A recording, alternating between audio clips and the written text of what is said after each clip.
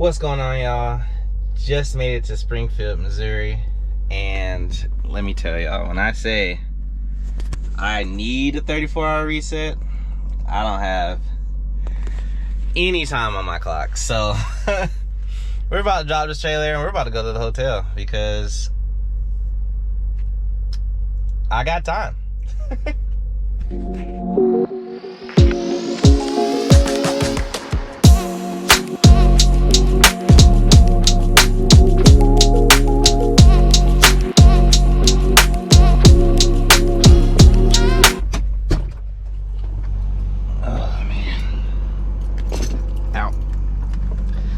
Really wish I could move that fire extinguisher. All right. We're gonna secure this trailer.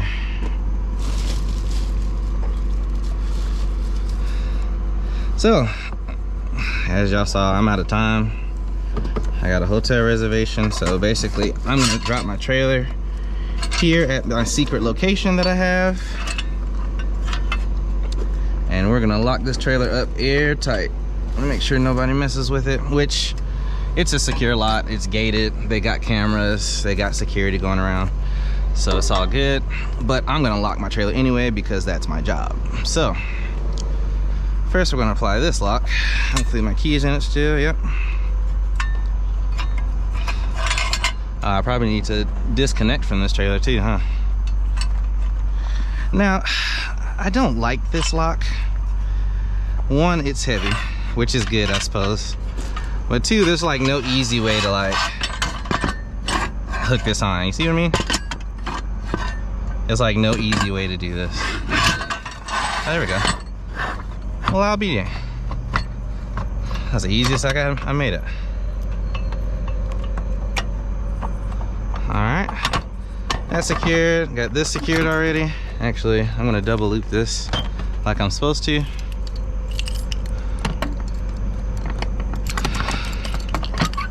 I don't want any mishaps going on. Oh, I can't because I put this lock on here now.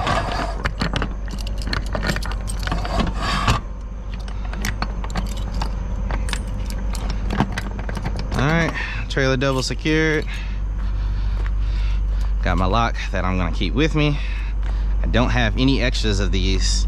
It's like, if I lose this one, basically everybody's screwed. I'll call a locksmith or something. Which I don't even think they can copy these keys. So, right, I need to move that. So, in order to do that, I'm gonna crank down the landing gear. Let's get this truck started up. Get ready to move.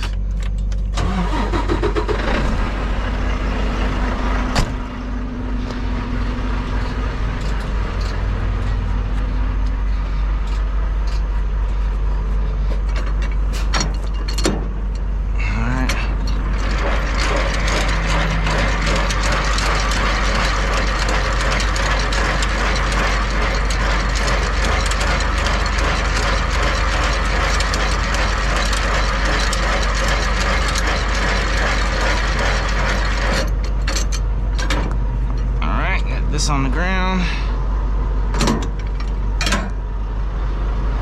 And remember, I can't pull my release handle. Let me turn some light on back here. Can't pull my release handle because mine is air release, so it's impossible to do it by hand. Let's put my lines up where they're supposed to go.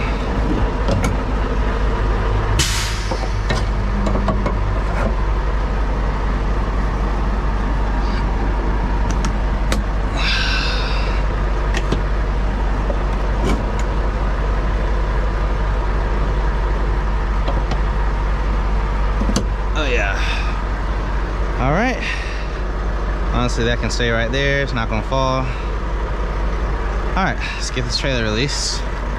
Nothing else goes in here, so that's done for the day. Gotta turn this off because I'm about to be out of the truck for a while.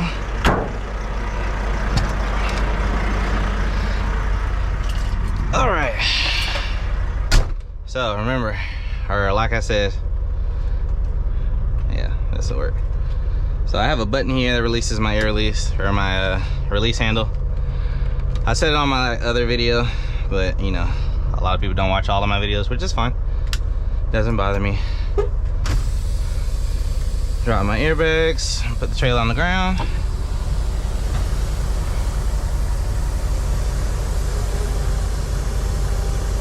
And pull for it slowly.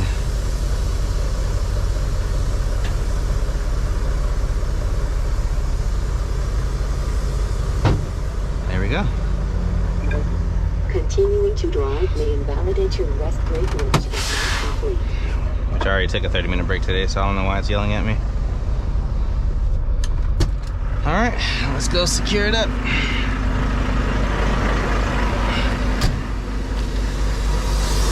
Let's put the easiest one on there first. I've only got one key to this as well. That way no one can just hook up to my trailer, take it and go.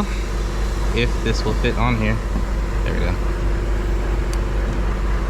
All right, that on there.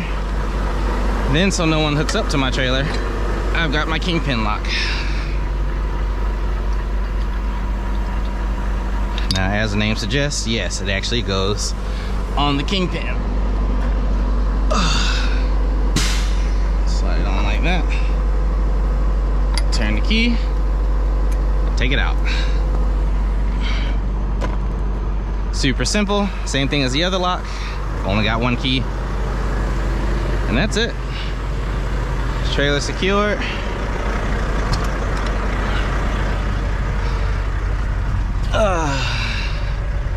And that trailer will sit here until I come pick it back up. So I need to go ahead and do some packing here, and then I'll get back to you guys at the hotel. Good morning, y'all, or afternoon. I didn't record all weekend because, as y'all know, I like to sleep, and I did exactly that. And I had a really good weekend. I basically just slept, I hung out with some old friends, and that was about it. So now we're in Indiana and we're at the consignee. So I'm kind of just waiting for a door. He already pulled me back to the receiving area instead of the staging area. We're delivering stuff that goes on these. Now these are empty, but mine have copper wire, and apparently copper wire is extremely valuable right now. So after checking my bill, obviously I checked when I first picked it up, but apparently this is a high value load. So I'm just waiting to deliver. I've already got my next, today's Tuesday. I'm planned out until next Tuesday already. I'm picking up a load like 140 miles from here, taking it out to the West Coast, and then from West Coast back to the East Coast. I believe, no, one of them is hazmat and the other one is not. I think the load going out west is hazmat because it pays really well. And then the load coming back pays similarly well, but weighs less. But non-hazmat, which is good. You know, I kind of got lucky with that load. But that's really all there is for at least catching up. Now I will say that it has been like yesterday, like getting up here yesterday was a battle. It was definitely a battle. I kind of went against my better judgment, because usually, like, if I can, I drive overnight. Like my next two loads, I'm driving all nighttime. But like this load, I was like, you know, I was gonna drive at night. I kind of decided not to. I was like, nah, it wouldn't be so bad in the morning. I was wrong. I was definitely wrong, because like I think I left Stafford, Missouri. I drove for like 45 minutes. And after about 45 minutes, standstill traffic. Like, it was ridiculous. Oh, this is the guy he was talking about. It was ridiculous. And like they said it was an accident, but I was 60 miles away from it. So obviously by the time I got, you know, up to where the accident was supposed to be, there was nothing there. And it just can't, you know, I had 530 miles to do. I know I can do that in 8 hours, you know, straight through. But I couldn't, like, I just couldn't. I got stopped in traffic for like an hour and 20 minutes. So I got to, like, you know, after getting through all the traffic, getting through St. Louis and Indianapolis, which are my 2 problem cities, and on top of it being a holiday, everyone was out driving. So by the time I finally got through all of that, it was, I don't know, I got to like 30 miles from where I was supposed to be, or where I was parking for that night. It's like 9 miles from where I was going. I had to stop and take a 30-minute break. Like, I'm sorry, it wasn't 30 miles. I was 14 miles from where I was stopping for the night. And I had, by the time I stopped at my fuel point, I had 5 minutes left on my clock, which was 14 miles away from where I was stopping for the night. So that sucked. You know, I hate having to take a 30-minute break for such a small distance, but, you know, it's the law. What can you do? Things happen. You know, obviously it wasn't that big of a deal because, you know, one thing I do like about driving, it's, most of my appointments are like open appointments. I think I've only had like 3 or 4 like dead stop appointments where I had to be there at that time, you know, a little bit before, a little bit after. But like most of my loads, like this one, like picking up this load, I had no window from 7 to 1. Delivering this load, I got an appointment from 7 to 2. My next load, I have a window from 3 to 10, and there's a great chance it's a preloaded trailer. That's what the agent told me when she called me.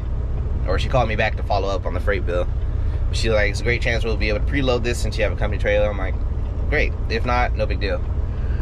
But I really enjoy that about driving. It's not really a lot of, gotta be here at this time. I don't really stress about stuff like that. You know, I've got plenty of time to make loads. Now, like, this next load,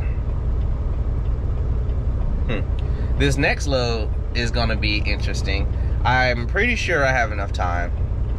The smart thing for me to do is go pick it up, take a 10-hour break, and then drive it overnight. And that way I just have, you know, free and open highways, which is probably what I'm going to end up doing. Now, if I was going to do that, I should have woken up sooner, but I had trouble sleeping last night as usual. I need to take my vitamins. Just thought about that.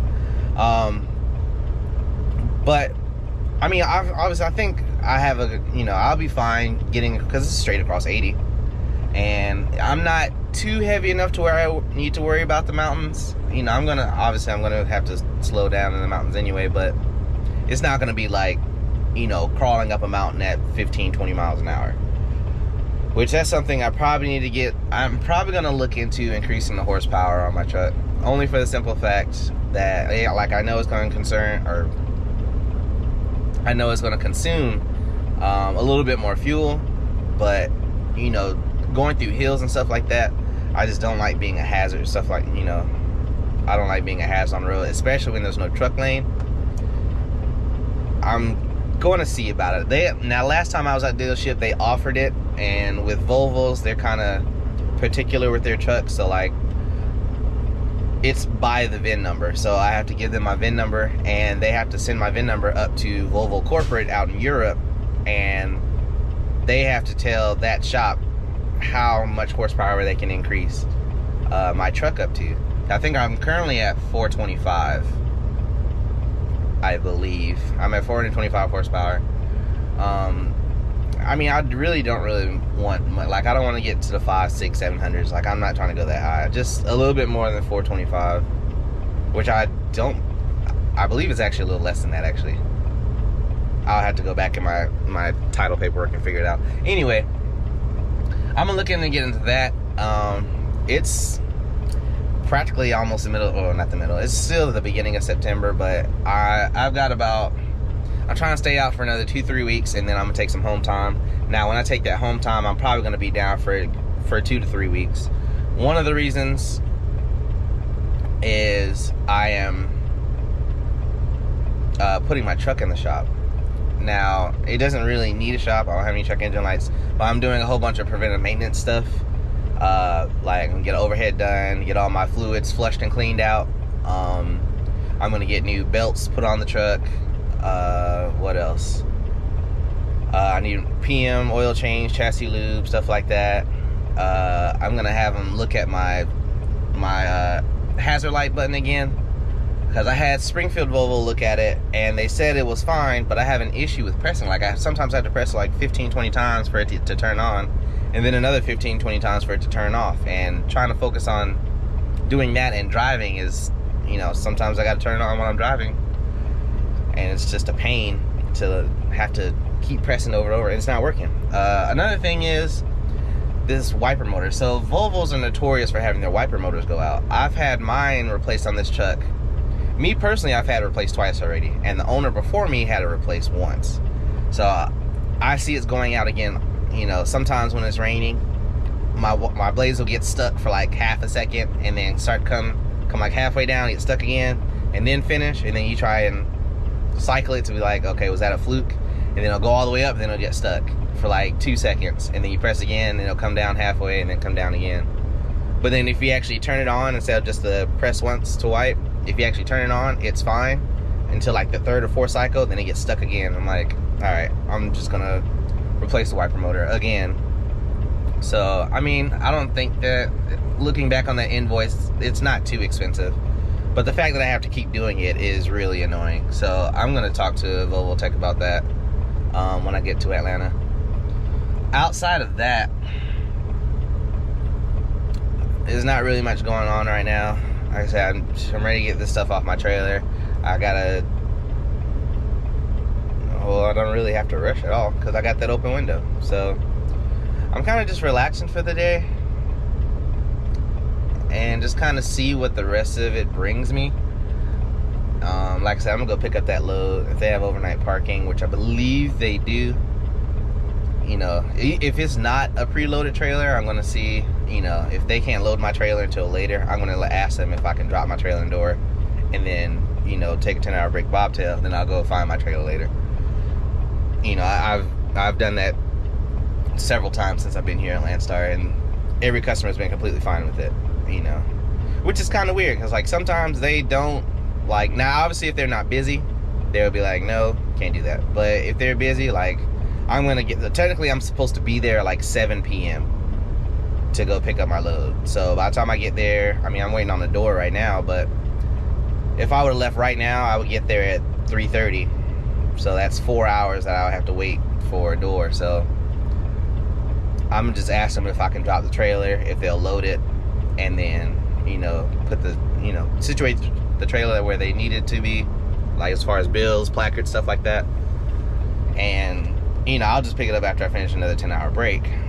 So until then, you know, and then that's gonna be some more night driving. You guys really like the night driving video, so I'm gonna see if I can get some more of that. Personally, I don't like recording during the day, so like I probably won't have any daytime driving videos. One, I have a lot more to focus on because there's other cars. You know, at nighttime, you know, it's usually just me and other trucks. Depending on which state or city I'm around, there'll be some like little street races or whatever, but still not too much to worry about, because even with them, you know, I'm not gonna say I used to be that guy, but I know, like, racing, because I used to race on drag strip, like, I know how I think when I'm doing stuff like that. As long as you stay where you are and don't try and move out of their way, they usually take care of themselves. You know, it's not right, you know, it's certainly not legal, but, you know, knowing how to avoid stuff like that is part of my job as a professional driver. So, you know, usually when if I see him on my mirror here, I usually just stay, you know, it doesn't matter if I'm about to, if someone in front of me is doing 60 and I'm doing 70, I'll slow down to 55 just to not go into the left lane and get in front of them. Because if I get in front of them, that causes a chain reaction. They can't stop in time because they're doing 120 to 150. You know, they're running to the back of me. You know, it's just a whole situation. So instead of learning how to fight it, I learned how to stay out of it. So at nighttime, it's a lot more calm for me driving, so I feel comfortable with recording at night, and you guys seem to enjoy it. So I'll see if I can get some more footage of that on my next load. But I'm gonna go ahead and wrap up the video because I feel like it's getting long. So until next time, which will probably be, for y'all, it'll be like a day or two or a couple days. For me, it'll be in a couple of hours when I get to the shipper. So, like I always say, if y'all are driving, if If y'all are thinking, y'all might as well do it logically. I hope y'all are being safe out there and hope y'all had a good holiday. Peace.